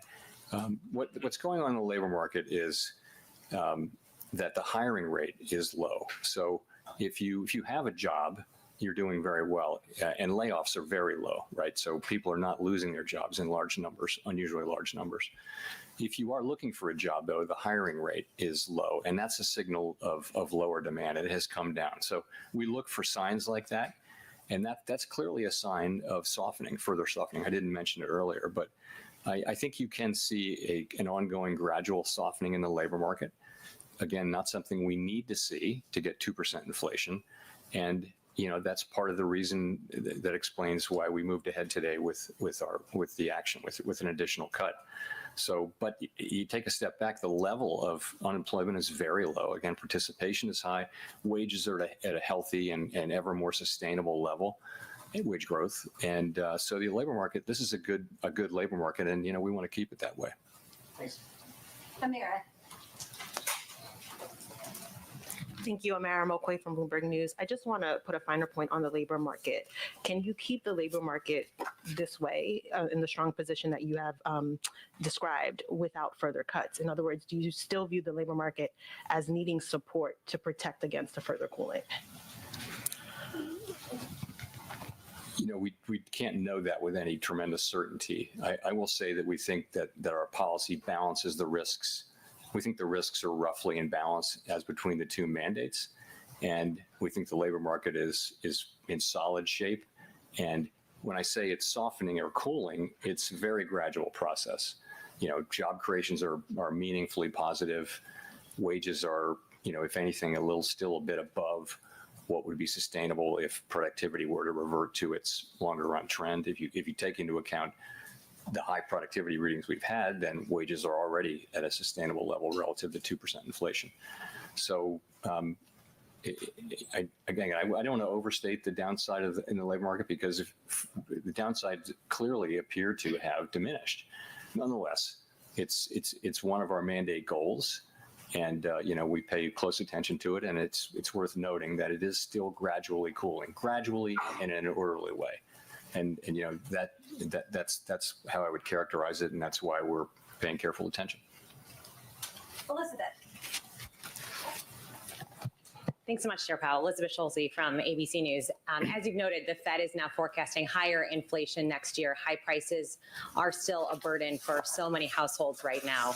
Why do you think it is that inflation is proving to be more stubborn than you'd expected? It breaks down into a long answer if you want, but it just has been a little bit more stubborn. I think if you go back 2 or 3 years, many people were saying that to get this far down, we would have had to had a deep recession and, high unemployment by now. Well, that has not been the case. So, the path down has actually been much better than many predicted. We've managed to have the unemployment rate remain essentially at its longer run natural rate, while inflation has come down from, core PCE inflation has come down from 5.6% to 2.8% on a 12-month basis. So that's a pretty good outcome. Why hasn't it come down? One reason is that just a technical issue around the way we calculate housing services, and that process has been slower than market rents are showing up more slowly in that measure than we might have thought 2 years ago. So that's part of it. I think there are other parts of the story, but what I think people are feeling right now is the effect of high prices, not high inflation. So we understand very well that prices went up by a great deal, and people really feel that. And it's prices of food and transportation and heating your home and things like that. So there's tremendous pain in that burst of inflation that was very global. This was everywhere in all the advanced economies at the same time. So now we have inflation itself is way down, but people are still feeling high prices. And that is really what people are feeling. The best we can do for them, and that's who we work for, is to get inflation back down to its target and keep it there so that people are earning, big real wage increases so that their wages are going up. Their compensation is going up faster than inflation year upon year upon year. And that's what will restore people's good feeling about the economy. That's what it will take, and that's what we're aiming for. And as we look ahead to next year, what do you see as the biggest challenge to the economy under the next administration? I feel very good about where the economy is. Honestly, I'm very optimistic about the economy, and we're in a really good place. Our policy's in a really good place. I expect another good year next year. Edward. Thanks, Chair Powell, for doing the questions. Edward Lawrence from Fox Business. So you say that we're closer to the neutral rate. What percent do you see and the committee believes? Where is that neutral rate? So I'll say a couple of things. First of all, when we write, the thing we write down in the summary of economic projections is the longer run neutral rate, which is the neutral rate at a time when supply and demand are in balance, the full economy is in balance, and no shocks are hitting the economy. That is not where we are right now. So when we're making monetary policy at the Fed, that's not the question we're asking. So you can't do a straight read between those longer run numbers that we write down and what we think the appropriate policy should be. So basically, at any given time, various shocks are hitting the economy. And so what we're doing in real time is we're looking at our policy stance, and we're looking at the way it's hitting the economy. And particularly, we look at the effects it's having as we try to move the economy toward maximum employment and price stability. And the answer can be, there are things that affect the economy that are lasting, but not permanent. And the ones that are permanent are the ones that would be in our star. The ones that could be lasting, but nonetheless go away over time, they could actually affect what's sort of technically the appropriate neutral stance in near term. So we're looking at that, and we don't know exactly where it is, but as I like to say, we know it by its works. And I think what we know for sure is that we're 100 basis points closer to it right now. There are many estimates of where that might be, and we know we're a lot closer to it. And I think we're in a good place, but I think from here, it's a new phase, and we're going to be, cautious about further cuts. But I think that the markets are looking for a little more clarity. I mean, I've heard estimates from 2.9% to 4%. I think the markets would like to see a little more clarity about a year out, 18 months out, as to where that goalpost, for lack of a better term, is, because at the moment it looks big. Yeah, I mean, honestly, there are countless models of what a neutral rate might be at any given time. There are empirical models, there are theoretical models, there are things that combine them, and they have as many different answers as you'd like. So there is no real certainty. And I mean, it's actually a good thing to know that we don't know exactly where it is. So you're not tempted to think, oh, I think this model or this estimate is right. You just have to be open to, the empirical data that are coming in and also how it's affecting the outlook. And it's not made any easier by the fact that, that our policy works with long and variable lags. Nonetheless, that is the job we have. And so I think it's appropriate for us now to proceed cautiously now that we're 100 basis points closer to neutral. And we'll do so. Meanwhile, the economy seems to be in good shape, and these cuts will certainly help to support economic activity and the labor market while we can still make progress on inflation because policy is still meaningfully restrictive. Victoria. Hi, Victoria Guida with Politico. I just wanted to make sure I understood what you were saying at the beginning about inflation. Are you saying that progress on core PCE counts as progress on inflation, even if headline inflation ticks up? And then also, since that's what's projected in the SEP, I was wondering what accounts for that? Why do you all see core PCE going down and potentially headline inflation ticking up? So, and as I imagine the goal overall is headline inflation because that's what people experience. People don't experience core inflation; they experience inflation, and that includes food and energy costs. So that's the overall goal.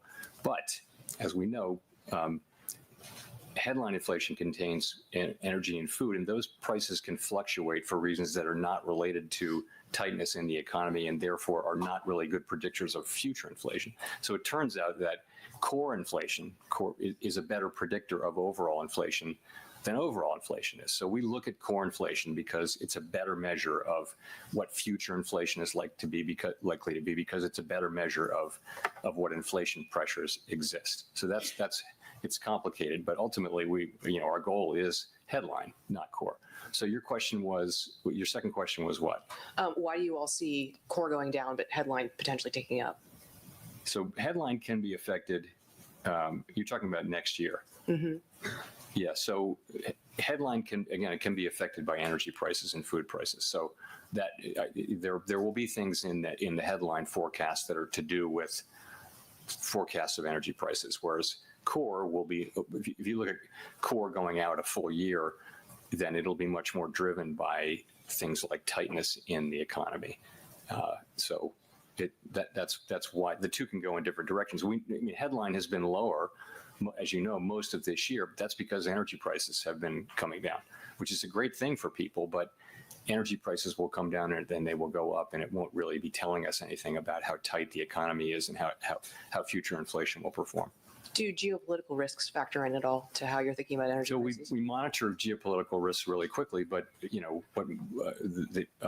really carefully rather. But I would say so far those risks nothing has come out of those risks that has really been important for the United States economy. The single thing that you would look to is the price of oil, given that we're talking about the Middle East and Ukraine, but that is a good summary statistic for the kind of thing that could go wrong with global turmoil. But the price of oil has been coming down, and because of global supply conditions. So the U.S. is not feeling really the effects of geopolitical turmoil, but we are certainly at a time of elevated geopolitical turmoil, and it remains a risk.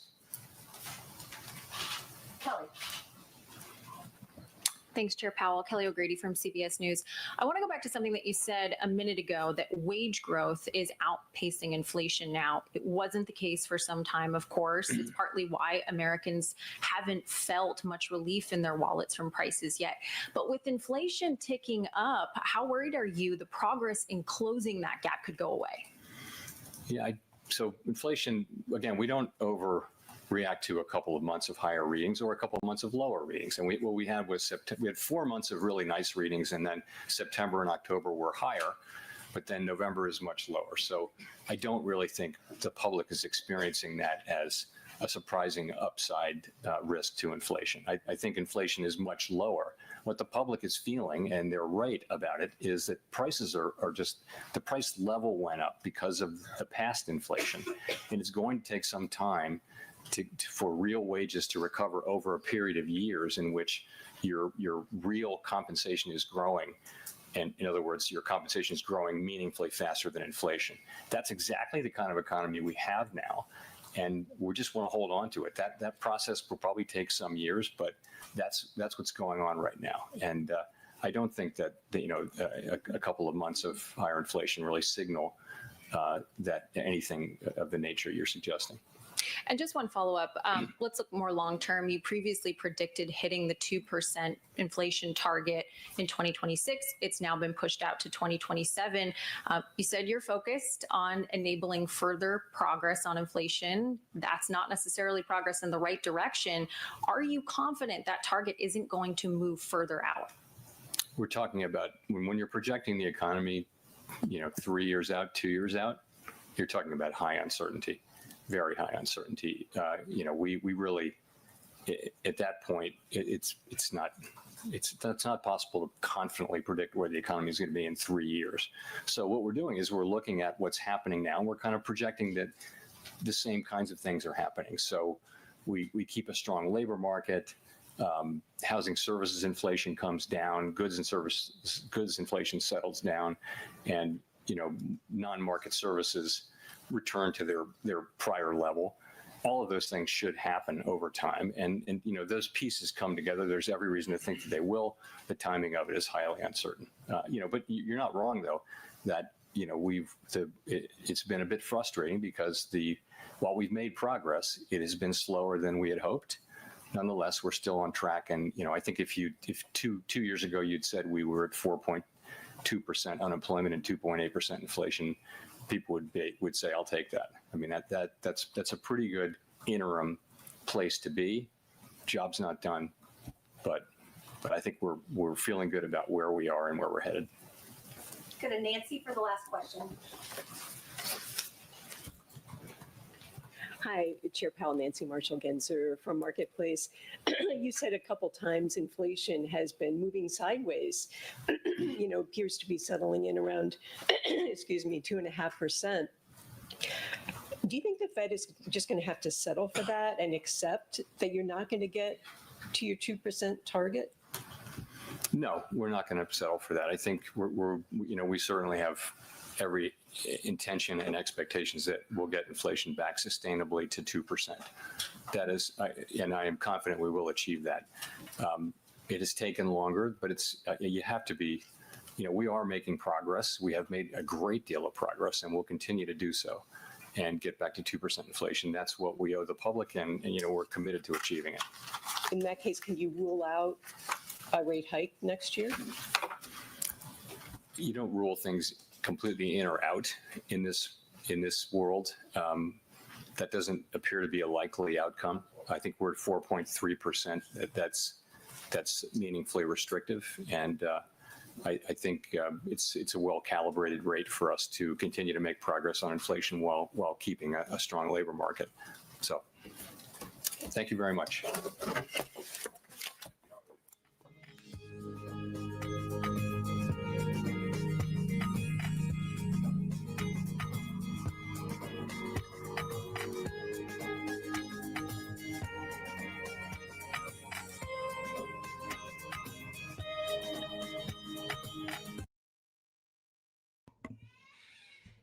Hey guys, Crypto Kip had a work meeting he had to go to. So this is Miss Crypto Kip saying DCA, hodl, and we will see you in the next one.